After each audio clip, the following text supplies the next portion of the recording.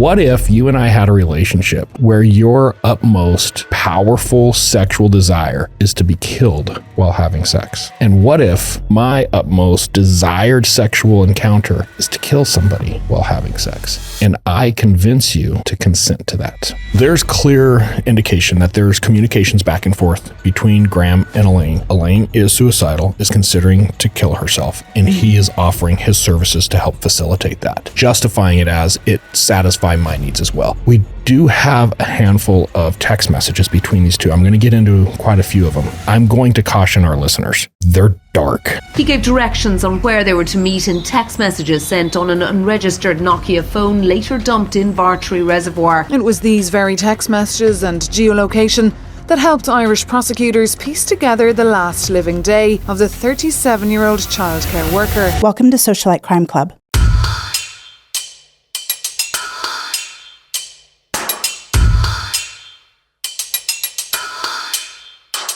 What kind of criminal behavior are we provoking socialites with today?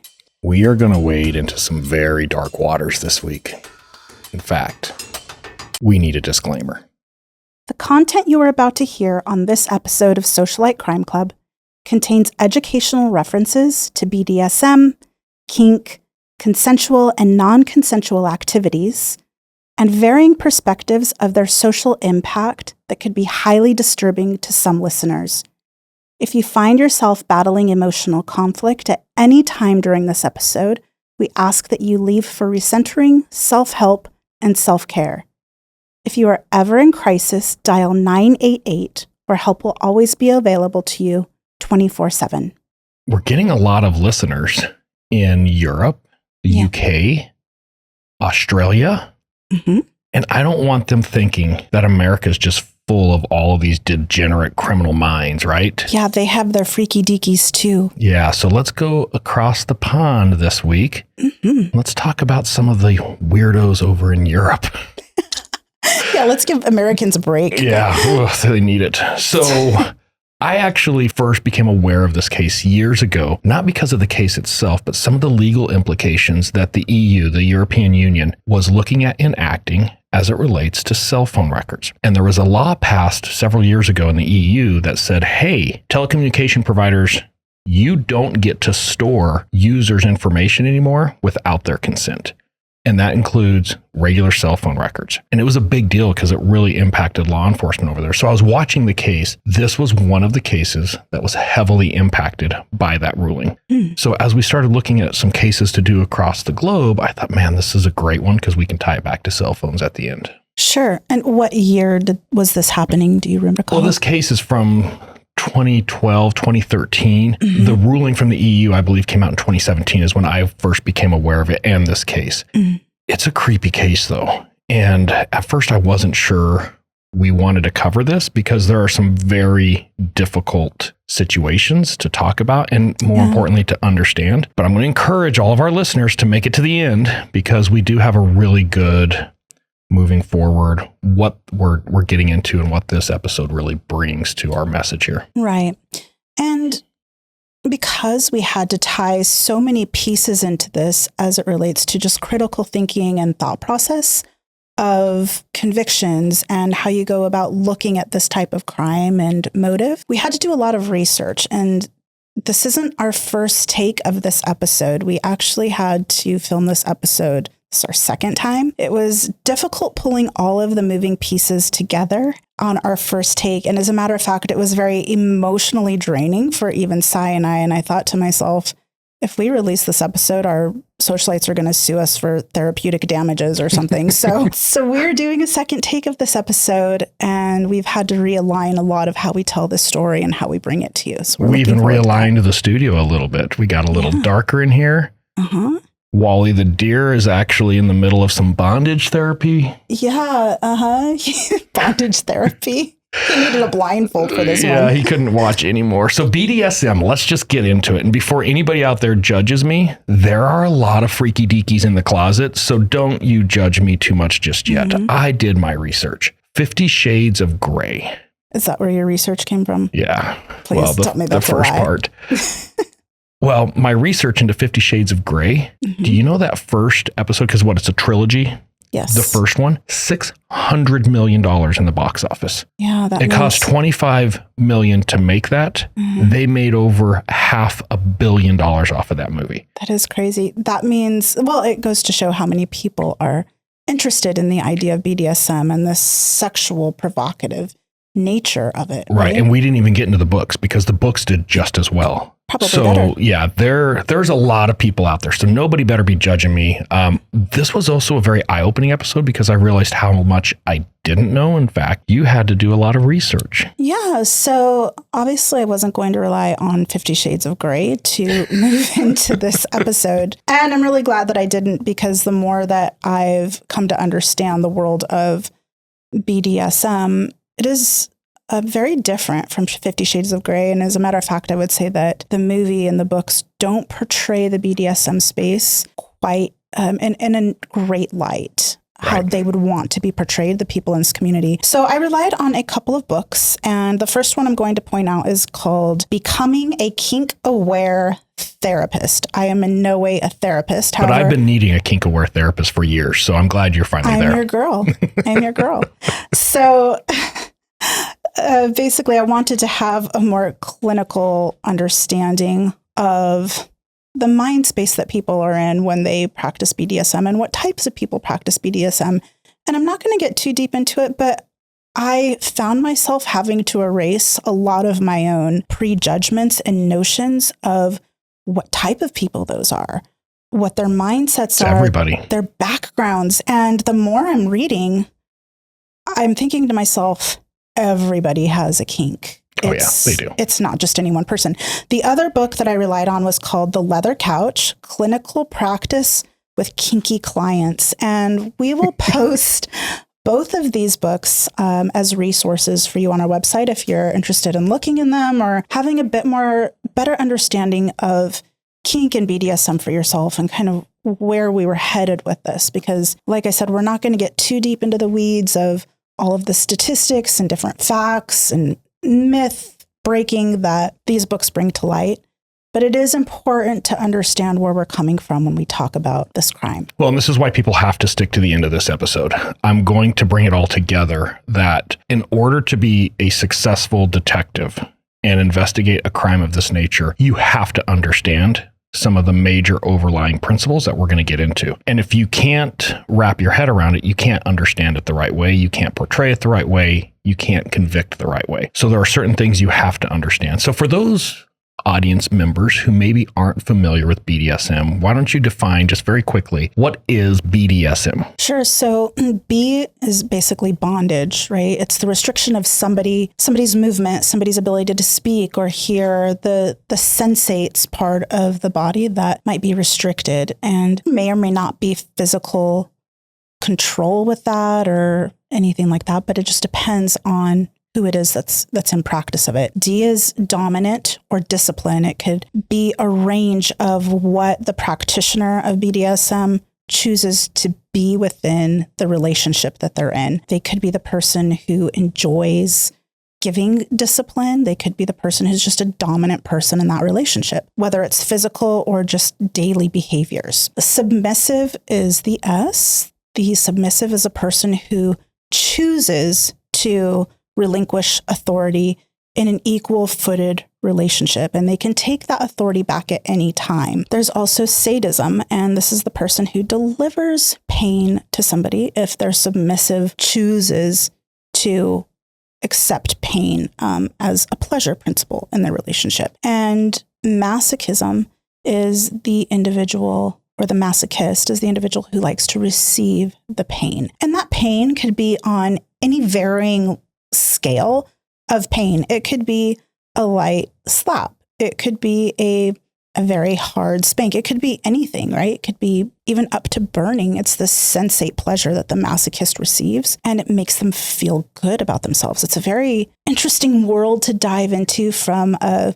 psychotherapeutic perspective, which is what I received out of my learning from these books. But it's an interesting space. Again, I've had to remove a lot of my own judgments and misinterpretations and misunderstandings of that space in order to really work through this episode in in an impartial way. Well, and where I want to go with this is consent. And if you will, for just a second, I think it's really, really important to get people to understand everything within the BDSM world, when done properly and respectfully, is based on consent. In fact, consent and safety are the two biggest prongs, if you will, of that community. So I think it's really important that you touch on the consensual nature of all this. This isn't people just being tortured because someone wants to torture them, right? It is something that both partners get something out of, and they consent to enter into this relationship. And at any point, that consent can be pulled back. Yes, there is a lot of consent-based behaviors that requires a lot of communication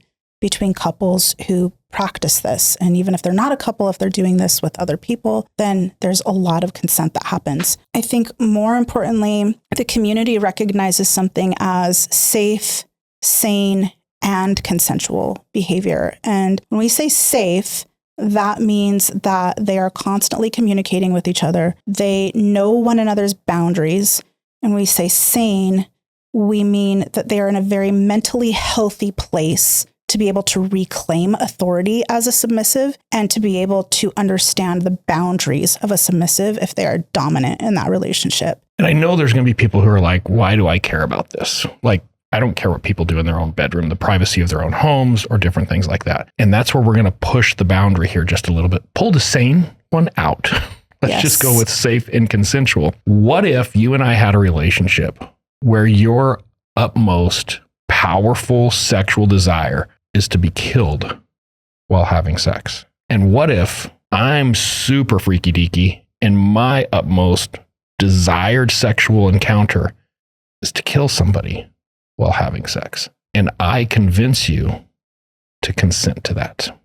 That does not feel safe nor sane, right? I get that there are people with really wild fantasies that provoke them sexually and turn them on and whatever it is, but at the same time, there is a boundary, there's a fine line. And if somebody wants somebody to kill them, could be some things happening there that aren't very mentally healthy for that person. But if you planned it just right, it could be the perfect crime. It could be if it were planned just right. And this one almost was. So let's talk about Graham Dwyer. Graham Dwyer, he was born in 1972, Ireland. I would give you my Irish accent, but it's not very good. Yeah, don't you sound like a hobbit when you do that. What about the Lovensies? Yeah. It's the same thing. Let's not offend our UK listeners right off the bat, okay? It is my fault. I did think that Ireland and The Hobbit were the same thing, but I thought that was actually part of Ireland's history. I'm so sorry, you guys. So Graham Dwyer, smart kid, going up through his elementary and high school, very charismatic. Apparently he was able to easily carry on conversations with just about anybody. But for all intents and purposes, no red flags. It wasn't like he's burning bunnies in the backyard or doing weird things to other animals. He just appears to be a normal kid. He looks very professional in that photo. Yeah, he's an architect in this photo. So he's going to go on to become an architect. We'll get into that here in just a little bit. He had a music background, though. He actually wanted to be more of a music artist, and he was attending a lot of concerts and musical events in his late teens, early 20s. And that's what happens in 1991 when he meets Emer, E-M-E-R, Emer. Is that the proper Irish pronunciation? I don't know. Don't get too far into that. Emer McShay. So it's interesting, before we move on with Miss McShay, you're talking about this guy's early childhood and just his background. Quick statistic for some of our socialites, as we get into the background of this gentleman that we are speaking about, over 50% of individuals polled who practice BDSM are found to be in a higher socioeconomic status, are highly educated, and have professional careers. Bunch of freaky deakies out there. Yeah. I'm not judging. We're all a little bit freaky deaky. So yes, Dwyer is going to meet McShay at this music festival in 1991, and they hit it off. They actually totally relate to each other. They're going to start a relationship. Both of them are early in their college days, so they're attending college together, and this relationship is going to quickly develop, and she's going to end up pregnant. In 1992, they have a son together. Now, Graham has a fetish that she wasn't really familiar with early in the relationship that he's going to reveal later on. And when we start talking fetishes, why don't you help me here a little bit, babe? Sure. How would you define fetish? So, from what I've understood here, a fetish is an object or a body part, whether that's real or fantastical in nature, that someone fixates on for sexual gratification. So, like I said, it could be a body part, like feet. People have a feet fetish. That's a thing. Or it could be a fantastical something or other, like aliens or a unicorn or something that just drives them. Everybody's got a fetish, though. Like if you've ever looked at a person or a thing and it has aroused you, that's your fetish. For me, it's your jawline. I love your jawline. Yes, it's very strong. I'm not going to get into what it is for me. It's not appropriate here. So everyone has a fetish. And the point that I think we really learned in going through a lot of this is not to judge. Yeah. I'm not a foot guy, but I shouldn't judge those who are, right? The foot doesn't do anything for me. It's not a bad word. And I think that is one thing we really have to keep paramount in this episode is this is going to be coming from a very non-judgmental point of view today, because if you start to judge, you are going to become part of the problem. And I'm going to tie that together at the end. We have to be very open-minded as we get into this stuff. So let's get into Graham's fetish. His might have been not that sane or safe. He has what is known as a stabbing fetish. It's also known as piquerism. Did I say that right? Piquerism? Piquerism, I think. Piquerism? Yes. It refers to the sexual interest to penetrate the skin of another with a sharp object, and it can cause injury or death. Yeah. Actually, you're probably going to get mad at me, but didn't you have a girlfriend? She wasn't a girlfriend. That? Just a one-night stand? It wasn't a one-night stand. A handful of I had a fling with this chick who was really into things that I didn't like. So I ended that relationship. You're such a jerk. Why do you bring that up? I don't know. Your mom's listening, everything. Yeah, this is funny. It got weird, like really weird. Well, I'm glad you're still with us today. Yeah, I moved on. Then there's another fetish we need to get into, and I'm going to butcher that one. Hematolognia. How do you say that? Hematolognia? Hematolognia. And that's a blood fetish. And it is a fetish to blood, basically, the seeing blood, touching blood, smearing blood. Mm-hmm. You combine these two, those are some pretty far out fetishes. Yes, when they're combined, I believe you're right. So Graham reveals to his new baby mama, hey, babe, I've got this thing I like to do, and I fantasize about stabbing you with a knife while we're having sex. Can you imagine? No, I couldn't imagine. A, because it's not my thing, but B, also because I don't know. I'm a mom. I'm constantly thinking about how I survive for my child every day, that sort of thing. So I think the timing is awkward. A, why isn't that something that you bring up at the beginning of a relationship? And it's just feels off. Well, but then Graham evolves from just talking about it to actually bringing like a kitchen knife into the bedroom while they're having sex. And then he'll put it under his pillow or he'll put it close by the bed.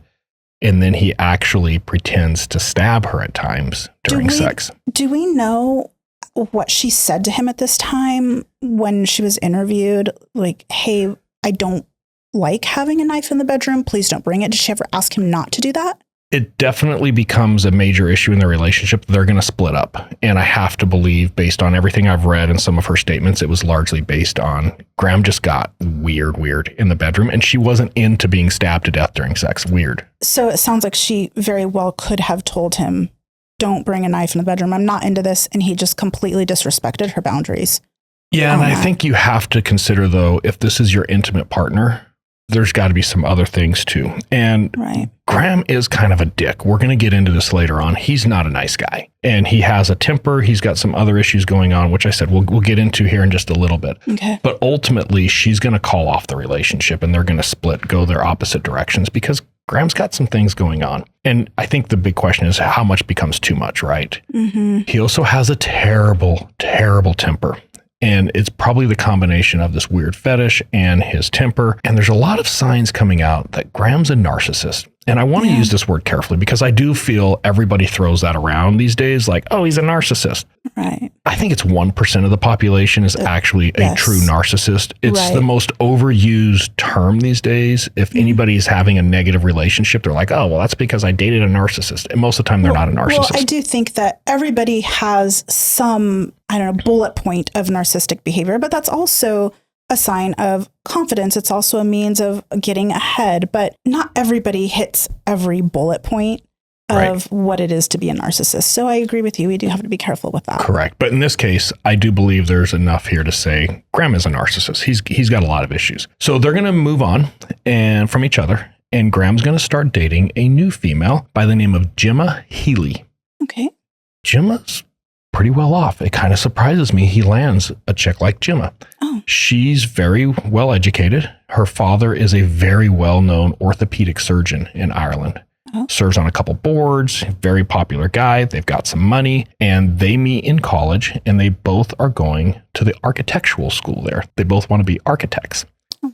Got a picture of her here. Actually, cute. It's both of them. Yeah, this was actually taken from a magazine cover where when they get out of college, they start buying these little cottages and renovating them in one particular part of Ireland. And they become really popular. Like they are known as these little fixer-uppers. What's that Magnolia show? Yeah, I don't remember their names. Before that was popular, these two were kind of doing that in Ireland. So this is a magazine spread where they were photographed because of that. Now, I think it's safe to say at this point, Graham has learned a little bit from his prior relationship. I believe he's keeping his fetish under wrap this time. He's not coming out to Gemma about what's going on. It's a secret now. This isn't just my assumption. She's interviewed later on in this case, and actually in the trial that's going to come up here pretty soon, Gemma's really not going to provide any details on sexual history because she's just unaware of a lot of these issues. So Graham does a really good job hiding his fetish.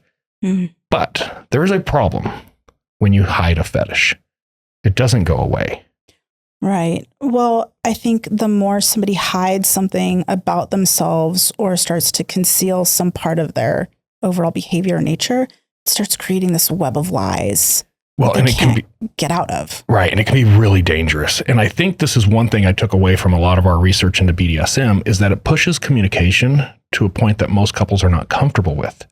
Mm-hmm. But if you are able to communicate with your partner at that level and you both come to an understanding, the relationship actually grows stronger. Right. When you hide a fetish, you usually will find other avenues to go explore that without your partner, which can be very problematic. Right. And an interesting perspective also that I learned with the other statistics that I mentioned were BDSM practitioners overall have higher than average abilities to communicate and to communicate well. So that was something else that I took that I think is important to really understand as we move through this process. So maybe this is our first real exposure that Graham is not a good BDSM practitioner. Correct. Yeah. So we already covered the sane part. Now we're going to get into the communication part. He's going to hide it from his wife, but he's not going to hide it from other people. And he's going to take out an ad on a website called alt.com. Okay. Alt for alternative. And alt.com is basically a dating site for people who are into BDSM or the swinger lifestyle or other unique sexual lifestyles that maybe are defined or not. And I'll tell you what, I went down a rabbit hole here. Oh, God. I had to stop. Tell me. There's this thing called puppy play. What? Puppy play. What's that? There's entire groups, and I'm not judging. Hey, each to their own. They're not out killing people, so I can't give them a hard time. But there's people who dress up like puppies and then they play together, and that's their fetish. And you can find that on alt.com. You weren't ready for that, were you? No, I didn't know you were going to actually mention puppy play. Like when you first brought it up to me, I was like, what the fuck? But, anyway, I had a hard time swallowing my water. Yeah. So puppy play is one of those things you can find on alt.com. It's not for everybody. Just say that. I'm going to edit something out. Or not. Okay. So Graham goes... But I'm not being judgmental. I'm not being judgmental. Hey, each their own. So he goes to alt.com and he's going to take out his own profile. His screen name is Architect72. Oh, very creative. Yeah. It's such an architect thing to do. Yes, very creative. And he's going to link that profile to a Gmail account, and the Gmail is fetishboy@gmail.com. And I suspect we probably have a couple of listeners who've been like, I've been trying to get Fetish Boy at Gmail for years. Well, now you know who took it from you. Yeah, there's not even a number after Fetish Boy now. Yeah, he got the original Fetish Boy. Graham Dwyer stole it from all of you. So alt.com is this BDSM alternative lifestyle dating site, hookup site. Graham now has a profile on Architect 72, and he is going to start playing the field to work on his fetish, if you will. He is going to run across another profile. Help me learn 36/female. Now, I'm going to tell you one thing that a lot of people probably don't catch here. She's lying about her age. How old is she? So she added about 5 years to her age, which is really interesting to me that a female actually adds to her age. That is interesting. And she looks like a very nice woman. Elaine O'Hara is her name. She was actually born in 76, and that's how we know that in this time frame, which is we're about 2006, 2007, she's not 36 years old. She is female. She was bullied all through school. She has a number of issues going on in her life, some health issues. She has dyslexia. I think she had some type of a diabetes thing. There was some other learning disability that she had. And she was just a constant target growing up from other students and other kids. So she's in this very unsafe mental space as a child. It sounds like she probably has some self-esteem issues happening, maybe some PTSD. Yeah, she's actually put into a hospital for mental health reasons at a very young age. This is going to start kind of this reoccurring trend where she's hospitalized fairly frequently for some mental health issues. Okay. Ultimately, she's going to come into contact with Professor Anthony Clare, and he's a psychologist that she ends up working with in one of these hospitalizations, and they actually get a pretty good relationship going. And Professor Clare seems to be somebody who's very helpful for her. He's helping her progress through some of her mental health issues. She suffers from depression. She has a borderline personality disorder. She has asthma, dyslexia, diabetes. When you combine all that, that's a lot to unpack, right? There's a lot happening for somebody. Yeah. So Professor Clare is helping her deal with all this, and things are going pretty good for her. She's getting back out into the community. She's got a decent job. She's in childcare, and she's getting ready to go back to school. She wants to become a nurse at some point. Okay. In 2002, her mom dies. And this really is a setback for her. She does not do well handling her mother's death. She's heavily relying on Professor Clare to help her through this time period. And she's making it, but not real well. And she's quite young for and her she's mother to quite die. young, yes. In 2007, Professor Clare dies very unexpectedly. Dear. And do we know what kind of relationship she had with her father, if any? I don't. I didn't see much of anything on the father. So it sounds like maybe her network of people who are her support system. Now he's involved. I just didn't get much of what that relationship looks like. And we'll come back to the father here in just a little bit. Okay. I think this is when the wheels come off the wagon. In 2007, after the professor's death, this is when she's going to go on alt.com and create her profile. And she's actually going to reach out to Architect 72 first. So she's the one that initiates contact. Oh. They start just online. By 2008, they have a physical relationship that has started. They're meeting each other. They're having these sexual encounters. Was there something specific about his profile that attracted her to him that we know of? I'm just curious, like, why would she choose him? I have no idea. Interesting. Okay. Yeah. They did share some very common things. She was a cutter when she was younger. So she does have this fetish of cutting herself. The pain fetish, maybe that gives her some type of pleasure. But she doesn't mind being cut with a sharp object. She doesn't mind blood. And she has associated that with some sexual gratification. Okay. She's into bondage, violence, and knives, which is what Architect 72 is into. So maybe that was that immediate connection. Interesting. Now, this isn't some hypothesis that is out there. Later on, there's going to be video clips that are going to be recovered in this investigation that actually show the two of them together in these encounters, and they are very violent. There is knives involved, there's blood involved, there's cutting, stabbing involved, and from what we can tell in the videos, it is consensual. This isn't her being attacked by somebody. This is a pre-planned, thoroughly discussed consensual interaction that both of them are taking some sexual gratification from. Now, I think to your point earlier, we're starting to push that sane boundary where it might be consensual and maybe it was safe in the fact that nobody's dying. Right. But definitely the sane piece is being pushed. And I think there's probably an argument that the safe piece is being pushed. Well, absolutely. Because from my understanding within this space, the safe piece of this and the sane piece is being pushed. It seems because now there's some potential inflicting damage or the possibility of unintentional consequences occurring. Yeah. I think anytime you start stabbing people, there's probably, you need to throw a red flag on that one and be like, let's back up for a second. Yeah. They are going to pretty much cut it off, though. In late 2008, going into 2009, the relationship peters out. So there's no more relationship between the two of them. And I don't know, maybe they moved on to others. There is some evidence that she dated other people from alt.com, but between the two of them, it just kind of plays out and they both go about their lives. In 2011, this relationship is going to rekindle, but it's going to rekindle in a very weird way. Okay. Graham goes out and buys 2 burner phones. Oh, no. So just goes to like the local Irish Target. What do they call Target in Ireland? I don't know that they have a Target there. Is there a Walmart there? I don't know. Maybe the Bog. They just call it the Bog. Let's go down to the Bog. For Walmart? Yeah, wherever they go. Sense. So he's going to go out and buy 2 off-the-shelf burner phones. And the reason I'm trying to explain just to the store and to buy them, there's no tracking these phones back to him or Elaine, right? He's just going to go out and buy 2 phones. He's going to initiate contact out of the blue and give her one of these phones. In fact, the first text message where he hits her up on her old phone, she even responds, "Who is this?" Because she doesn't even know who it is because she doesn't recognize the number because it's coming from a burner phone. And he explains very quickly, "Hey, I've got you a phone. Here's this phone. Text me back with this phone." And they start this really weird relationship. Now, seems very deceptive. It is a master-slave relationship. So in her phone, his contact number is programmed master. And in his phone, her phone number is programmed as slave.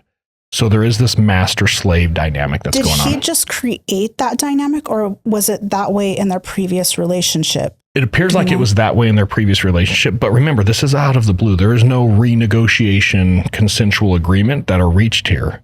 He just pushes this on her and she just kind of plays along with it. So there's a lot to be questioned on the consensual nature of this at this point. But just stand by. You're going to see where this goes. Okay. We do have a handful of text messages between these two. I'm going to get into quite a few of them. I'm going to caution our listeners. They're dark. So we're going to get into some stuff that's probably going to be very disturbing for some people.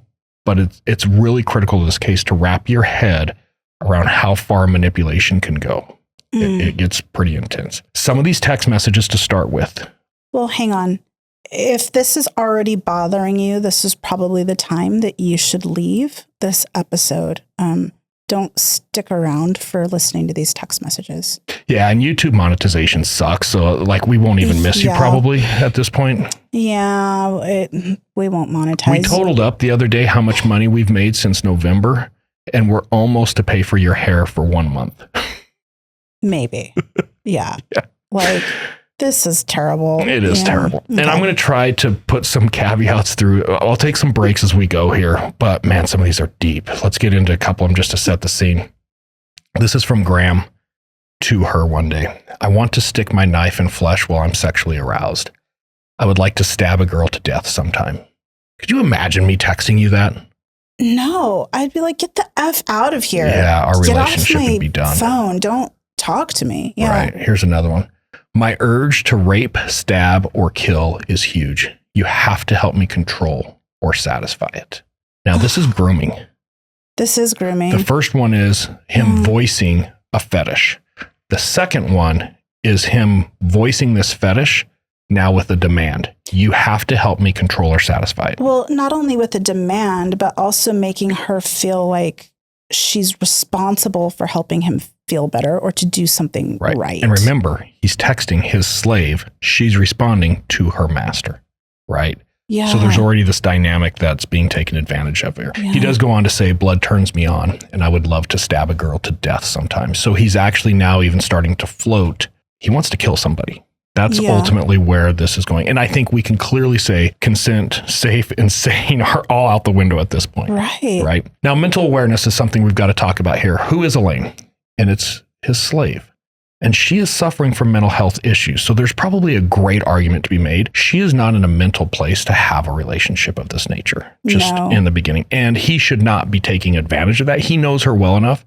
He should know this isn't the right person. And I'm sorry, just to go back a little bit. How long had they been having a relationship prior to him contacting her with this burner phone?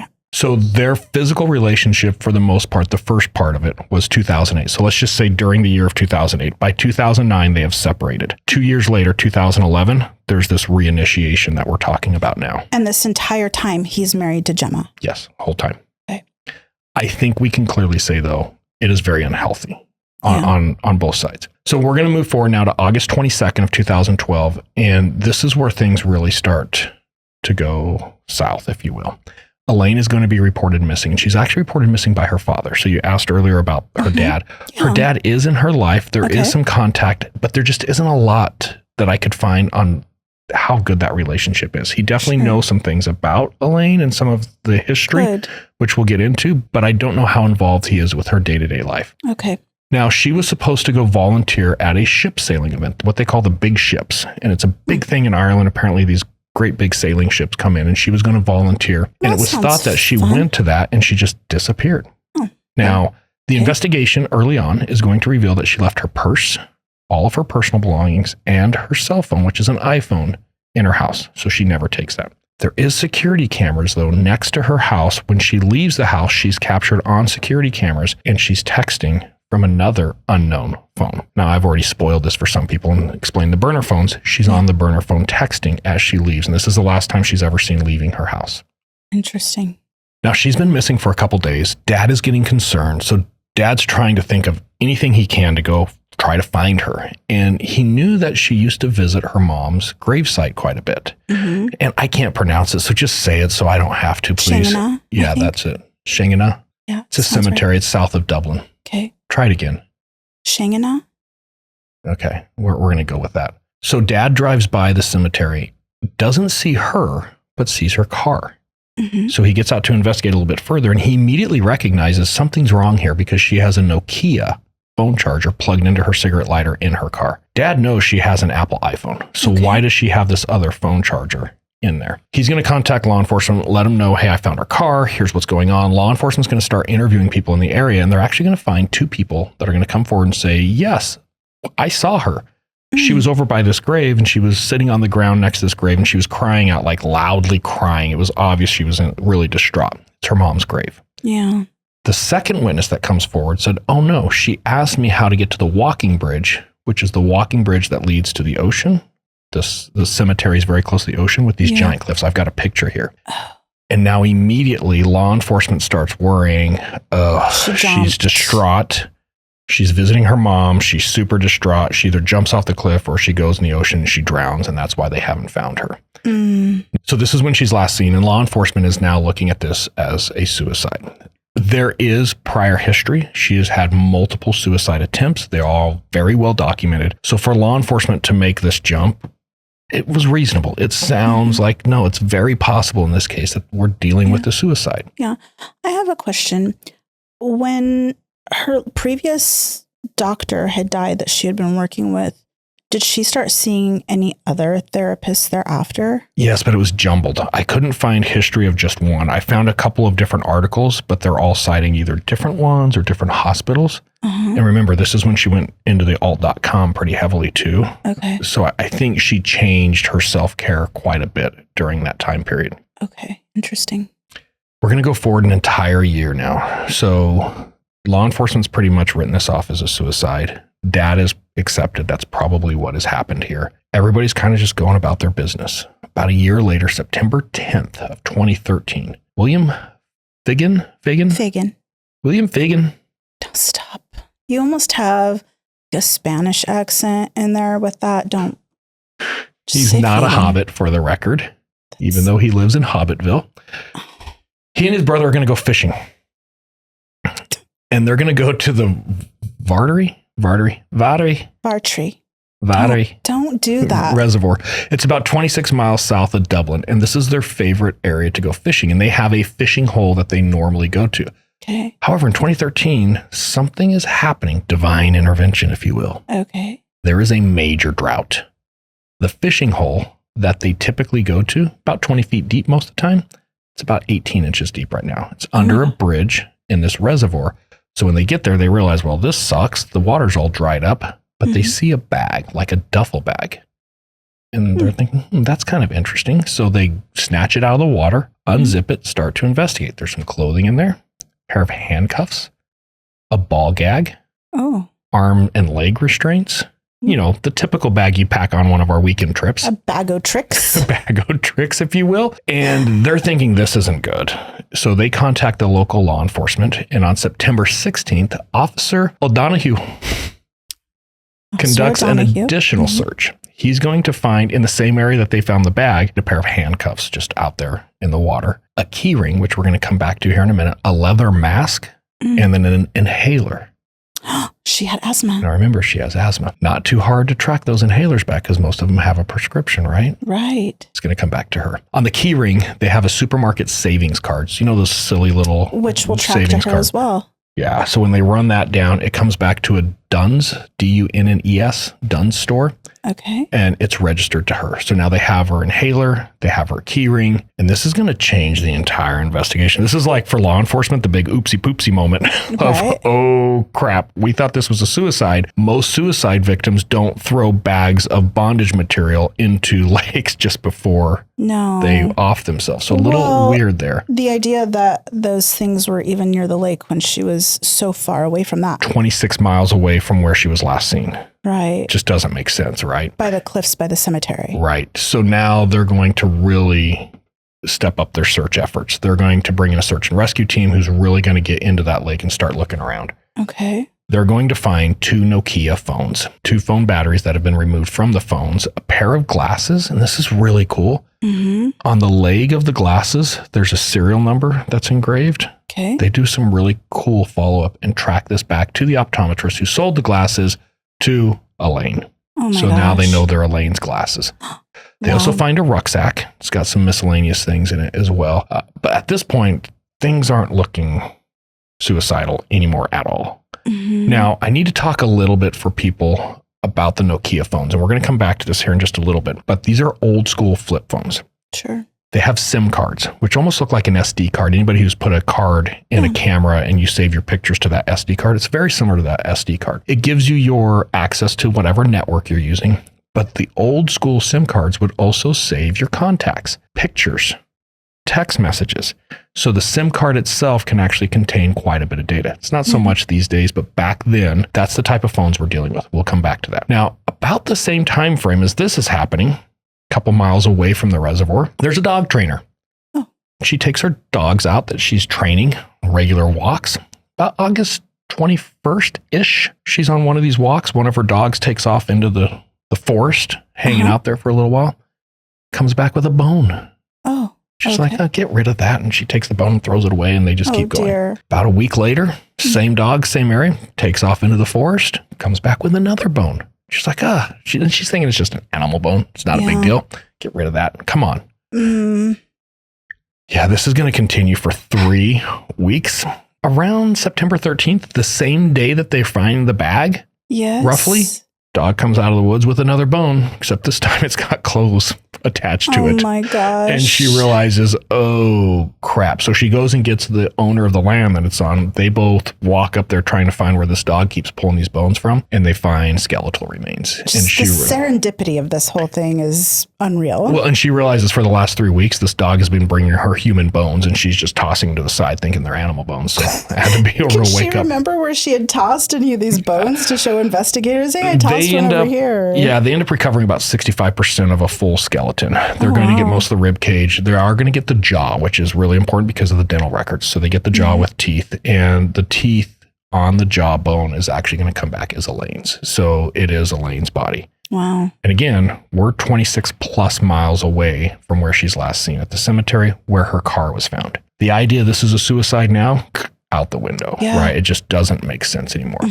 So this is going to open up a full homicide investigation. Law enforcement's going to completely refocus on this investigation again. They're going to go out and get the phone records. They're going to see some laptops at Graham's house, which we'll get into here in a little bit. And they're going to start getting a treasure trove of information. And And at what point in all of this did they identify Graham as being involved to start seizures? When we get to the cell phones.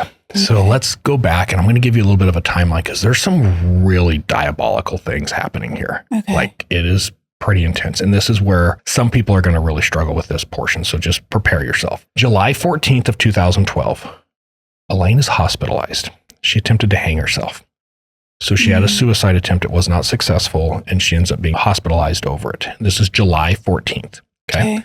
Fast forward roughly to August 14th. So a month later, she's still in the hospital, but she's sending a lot of text messages through the Nokia burner phones. And it's just a two-way conversation. It's back and forth between the slave and the master, which we know is Graham Dwyer, right? And they're just texting back and forth. I'll get into some of these. So she actually had this phone in the hospital with her. Yes. Were any of her therapists or caretakers aware of this phone? We're going to get to that. This is a little bit of a disturbing point too, but not yet. I've got to get you in the right mindset of what's happening. Okay. Graham texted her a question. Am I right thinking you don't want to die anymore? So he starts off one of these conversations about her not wanting to die anymore, which tells me they've had prior conversations about her wanting to die. And Graham is aware of this. She's going to say something along the lines, I'm sorry I made you so mad. What this leads to is I think there's a phone call or a couple of phone calls prior to this. So there's some communications that happen earlier that we don't know what was said back and forth, right? But the text messages that follow up these voice conversations are pretty clear that he's saying, so you don't want to die anymore. And maybe I misunderstood or I didn't catch it, but how long had she had the burner phone and was in communication with him before she entered the hospital? Months. It's been a while now. This relationship is pretty well established. Again, right. And I'll cut to the chase here. A lot of these conversations are now going to go towards Graham telling Elaine, hey, if you're going to kill yourself, I need to be the one that does it. I can satisfy my desires. If you want to kill yourself, I will take care of that for you. This is a partnership. This is a consensual thing between the two of us. Why don't you just let me role play my fantasy out? You end up dying, which is what you ultimately wanted to do anyway. And this just works. And he really starts to groom her for this. So there's clear indication that there's communications back and forth between Graham and Elaine that Elaine is suicidal, is considering to kill herself, and he is offering his services to help facilitate that and kind of justifying it as it satisfy my needs as well. Well, she goes and does this attempt without telling him. And then she goes in the hospital. She's now trying to fix herself and get better. And he's upset because he feels like he missed this opportunity where instead of you having this attempt, I could have got my fetish taken care of. I could have helped you actually pull it off this time and we both would have been better. And she's like, yeah, I'm sorry. I didn't do it. This is super narcissistic because he has zero empathy. He has zero regard for her boundaries. And he's contacting her while she's in hospital. And now he's going to pervert this BDSM relationship to make her think that she's going to get punished because she went and did this without his permission as the master. So there's text messages now that you're going to have to take a punishment. If anything happens to you, who knows about me, is what he says. So he's almost telling her like, hey, she's going to say no one knows about you. I've really not talked about you. Really? And he says, okay, well, let's keep it that way. Don't tell anybody. By the way, if your neighbors ever see me, just tell them I'm your brother. She's going to respond, no, the girl next door already saw you and told her that you're just a friend. It's no big deal. There's some other disturbing text messages between the two of them where he is asking Elaine to help him find a female victim that he can kill while having sex with. And he wants to use Elaine to kind of find or lure this victim in. Oh my gosh. So when Elaine starts talking about, no, my neighbor already saw you, he actually asks her, would she make a good victim for me? And Elaine's like, no, too close to home. I'm not going to do that. And then he's explaining, okay, well, we're going to start going on these outdoor walks. When you get out of the hospital, we're going to start. Elaine's like, no, she has really high self-esteem. Yeah, right. She would figure you out in a heartbeat. So he's going to explain to her, hey, when you get out of the hospital, we're going to start taking these walks out in the woods for our playtime, but we're also going to start hunting for a victim. And she's asking, like, do I have to come? And he's, yes, you have to come. And she's using the master slave terms of like, sir, all this other stuff. It's really dark to read these text messages, but he continues to groom her about when you get out, we're going to go find another victim. We're going to do some role playing. Right. Then he drops this one on her. Just think about me being happy doing it. It's what I like. If you were any good, you would help me find her. You will hold her down and I will kill her. So he's shaming her at the same time. Yes. Oh my god. It's pretty bad, right? Now, remember, she's still in the hospital. These are text messages happening towards the end of her hospitalization. Sure. She later asks through a text message, hey, are you still going to stab me? Because remember, she has mental health issues where she's a cutter. She cuts herself. Mm-hmm. In the hospital, they're treating her, trying to get her out of this mindset of cutting herself. So she's in a mental institution trying to get over this obsession she has with cutting herself, while at the same time, he's explaining to her she has a punishment coming where he's going to cut her. Well, more importantly, I have to wonder if she's just saying she cuts herself to her therapist there and she's not revealing, oh, I also enjoy being stabbed for sexual gratification. I also enjoy being sliced open for sexual gratification. Those are probably things that I don't anticipate she would be telling her providers if they don't know about this guy. Right. And she's struggling. She's in a mental place right now where she's struggling on what to do. And she asks him, hey, are you going to stab me again? And he says, yes, I'm going to make you bleed. I'm going to stab you nice and deep in your guts. That's a quote, by the way. Oh my the exact text. The slave phone is then used next on August 16th, that she was scared for the punishment and she was scared about how long it was going to go on. He replies, no, it's not going to go on for long. It's going to be swift and brutal. It might even kill you. Oh my God. This makes the cutting look like puppy play. It does. It does. August 17th. I did a huge walk today in the Dublin mountains. Plenty of lonely hill walkers up there. He's telling her, hey, I'm finding other victims. He then tells her to keep the following Wednesday free, August 22nd, because she is set to be released from the hospital on August 22nd. Now, there is a time where she talks to one of her nurses about these text messages. The nurse tells her to go to law enforcement. She doesn't.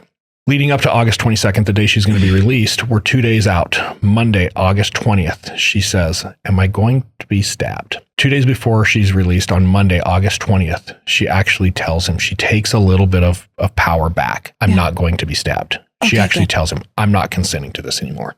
Oh. He responds, okay, but you must take some sort of punishment, giving her 4 options, one of those being choked unconscious. What? To which she responds, sir, I'll take the stabbing. So she's agreeing to it again. Oh my God. He responds, do we know where he had been stabbing her? No, mainly I think in the abdomen area. Oh my gosh. He responds, okay, but I must see blood and I want to do it outdoors. She responds, I'm afraid if outdoors, you might kill me. She's anticipating that. She knows he's gone She can way see over this, the edge but here. she's still stuck in this mindset of being his slave. He reassures her, I won't kill you. She asks if there will be visual marks and that if he could please keep those to a minimum. So now she's actually asking him, hey, by the way, when we do this, can you please keep any visual marks to a minimum? I don't want anything on my neck. I can cover my wrist and my arms, but nothing to my neck. And he's like, don't worry. I won't stab you in the neck. He's going to text her the next morning that she must be punished for trying to kill herself without him. I'm going to get blood on my knife for this. A lot of blood, he writes to her. You need to get out of the hospital and serve me. It's the next text message that comes in. She responds back, I'm scared, sir. I'm scared I won't be able to cope and serve out my punishment. And if you read all of these, and I'm not going to go through all of it, it could take us 2 hours to go through these. She is really concerned about the pain that this is going to cause her, and she doesn't think she can comply with the amount of pain he's asking for. So that's where she's saying, I don't think I can make it through this. Not only the pain, but she's also trying to determine how can she go through with what he's asking and continually hide it. She's talking about, hey, don't do this on my neck because I can't hide it there. But I can wear long sleeves for the rest of my life. Then he drops this one.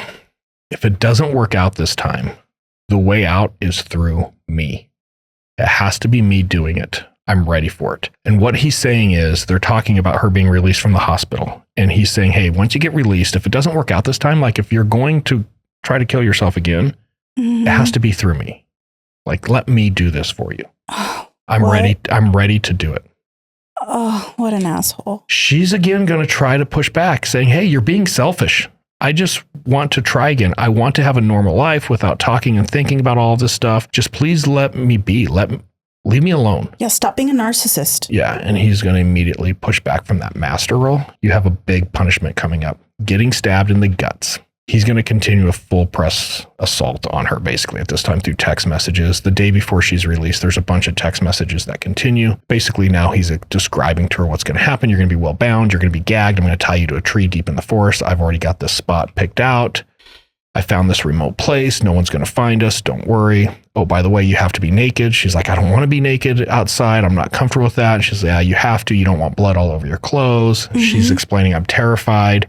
He's telling her, just trust me. It's going to be exciting. You're going to like it. It's all clearly non-consensual, and she's still getting sucked into it. Yeah. And then he starts giving her very detailed messages about what she's going to do the next day when she's released. At 5:30 p.m., you're going to leave your house. She says, do I have to drive, sir? She's back in the mindset. Sir, do I have to drive? Yes, for just a bit. I'm really scared. Don't be scared. On the 22nd, 8 a.m. This place, although a pain in the ass at times, it's safe because I know what's coming and I don't want to leave, she tells him. I know what's coming, this punishment. I'm just so scared. Do you know, sir, I'm scared of you. You have this hold over me. She's admitting that she can't control what's going on here. Mm-hmm. He simply responds, do not fear death. It's clear what he's planning, right? This is clearly pre-planned. He knew her mental state when he bought these two burner phones. Which was a long time. This was a lot of pre-planning. He's been planning this for a long time. Please do not mention killing for a while. Let me settle back into life, she begs him.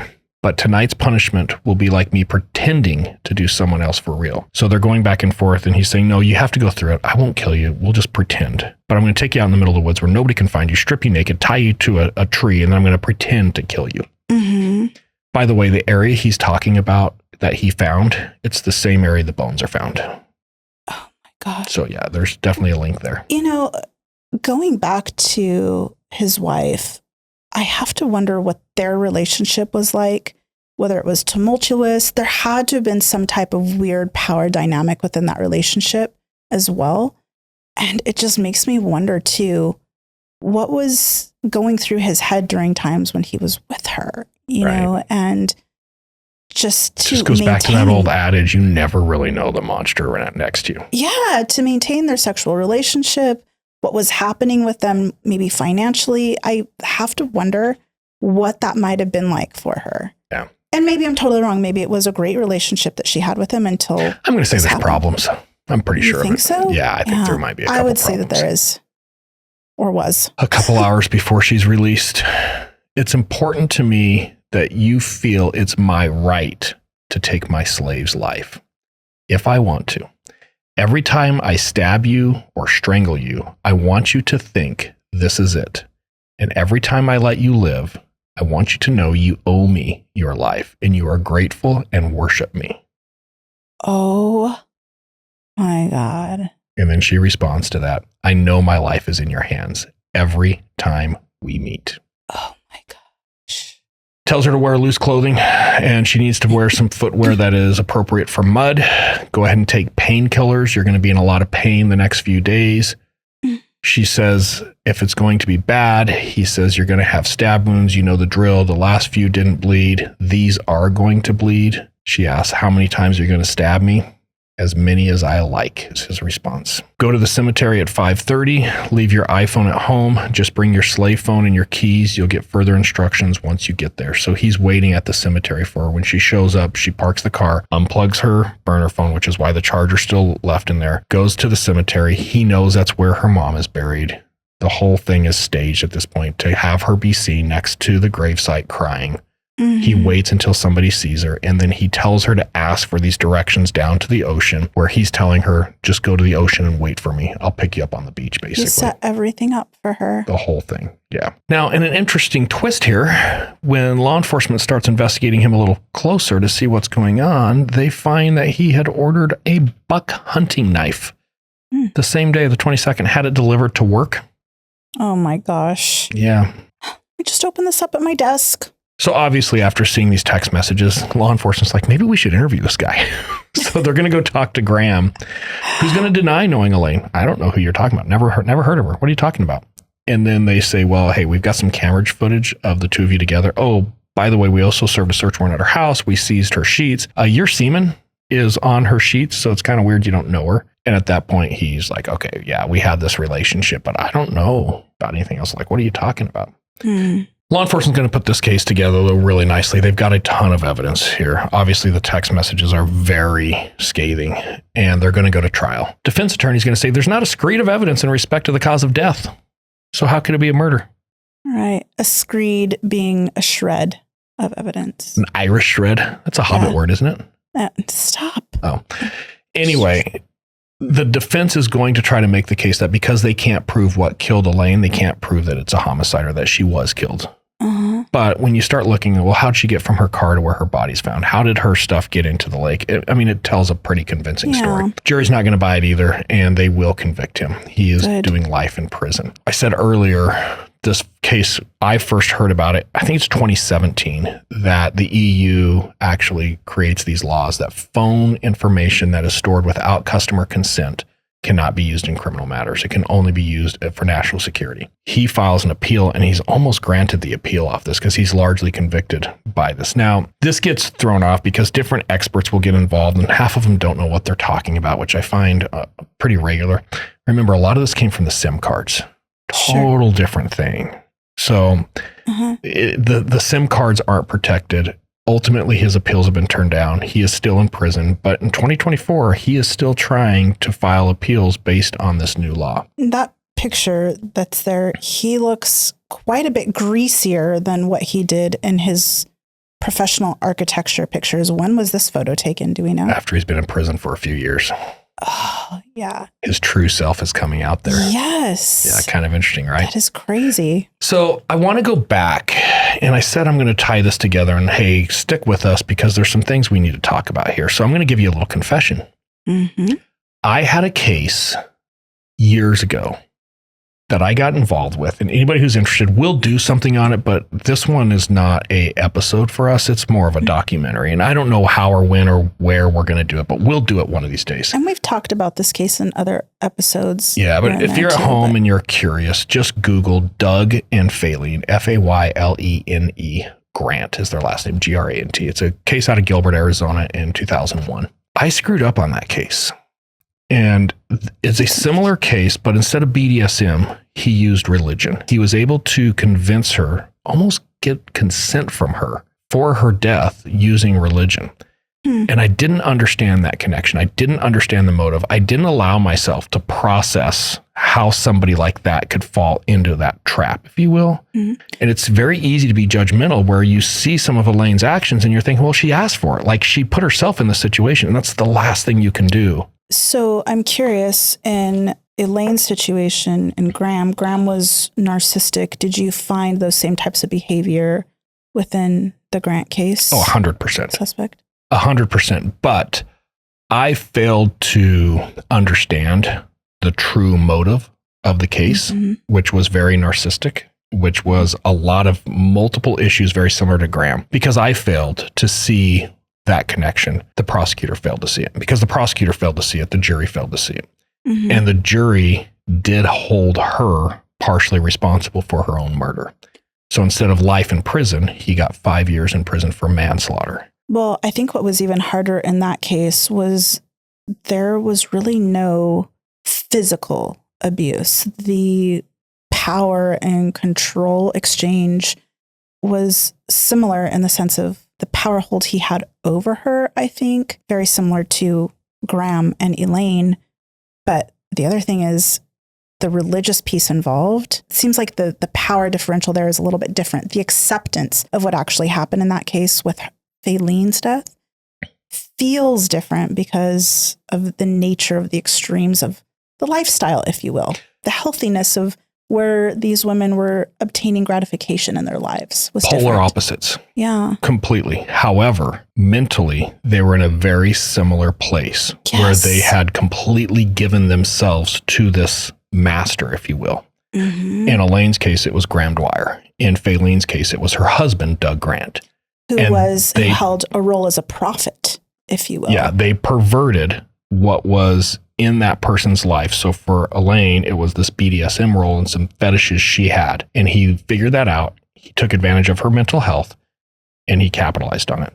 In the Grant case, very similar, except she is very much into religion, like over the top. So he took on the role of a prophet, and it was God that was ordering her to do these things. And ultimately that led to her death. And I think when I look back, that case has always haunted me because I feel like we did a disservice in not sending him to prison for the rest of his life, because it was an intentional, very premeditated first-degree murder. But the jury found manslaughter because they didn't understand that mental dynamic that we're talking about here. Well, and do you think that was because you couldn't articulate necessarily the way that the mental dynamic, the abuse of power was taking place because of religion? Or how do you think that would have changed if you would have been able to articulate that to a jury? Yeah, I think it's about getting the jury to understand mental health. Because someone has mental health issues does not mean that they are complacent in their own murder. Right. Even if they make bad decisions, even if they allow somebody inside of that bubble that controls them in making those decisions. I think it's really important for us to look at mental health differently and to say, hey, it's okay that this victim had a mental health issue. We don't have to hide that in court. We don't have to worry about a jury judging them for these mental health issues. But we can own it. This is how someone came in and took advantage of it for their own gain. We need the jury. We needed her family. We needed her friends to all recognize, hey, there's a mental health issue here, and there's nothing wrong with that. It doesn't make her less of a person. We all just need to wrap our heads around the fact that there's a mental health issue going on. And he figured out how to manipulate that mental health issue in a perfect murder. Well, I think the other problem that would be difficult to bring into a jury in the Doug Grant case as well is I don't think Faylene ever received mental health treatment. So you're not going to have the documentation of her having any mental health issues. I think also getting people to buy into coming in and testify that there are some mental health related issues in the way that she practices a religion that these other people are all tied to as well. The dynamics there are much more difficult to bring into a courtroom and to get people to agree to talk about in a courtroom. Yeah, very, very controlling. And she did document quite a bit through her journals, which are really eye-opening. Yeah. Like I said, we'll get into that at some point. But what I really wanted our listeners to take away from this is I guarantee at some point, people are hearing these text messages that I'm reading back and forth and thinking, no, lady, what's wrong with you? And almost victim blaming that she's causing her own demise. And to an extent, she is. But it's because of mental health issues. And that doesn't mean she's responsible for her own death. It definitely doesn't alleviate Graham Dwyer's role in this. No. It doesn't alleviate Doug Grant's role in his murder. Right. And I think that's what we really need to look at. And that was the takeaway that I wanted to hit with this episode is even when we get as extreme as this one was, we can't blame Elaine for the murder and we have to hold the real suspect accountable. Right. And you also can't judge a community of people who practice BDSM for what happened to Elaine. Like you can't judge an entire community of people in religion for what happened to Faylene, right? So it's not the religion piece. It's not the BDSM piece. It is in both cases, men perverting these mental health issues and then capitalizing on what these women are into to carry out their crime. So in Elaine's case, it was BDSM. In Faylene's case, it was the church. Yeah. And they figured that out. They took advantage of the mental health issues and they committed horrible crimes. But both of them almost got away with the perfect crime, which is the takeaway here. When we become judgmental, when we don't allow ourselves to understand perspectives, even when they're very different from our own, it can be really damning to the case. We have juries that have to wrap their head around this for convictions. And I think they struggle with that sometimes. Well, even getting a prosecutor to wrap their head around something like that could be even more difficult than getting the jury to recognize it. Yeah, getting a detective to see this. There are a lot of suicides that I guarantee if you peeled back a few layers, you would find cases like this are actually more common than we probably think. Yeah. Well, this was a tough episode. I even dressed a bit brighter for this episode. Even though we darkened the studio. Yeah, than I did the first time that we recorded it because I was just in a space of I have to feel a little bit better after we get done with this episode. The deer would love to be released at this point too. Yeah, we'll release the deer. Join us next week, socialites, for counterfeit caviar. Oh, the poor fish. Poor sturgeon. It's a poached episode. It is poached. Have a great week.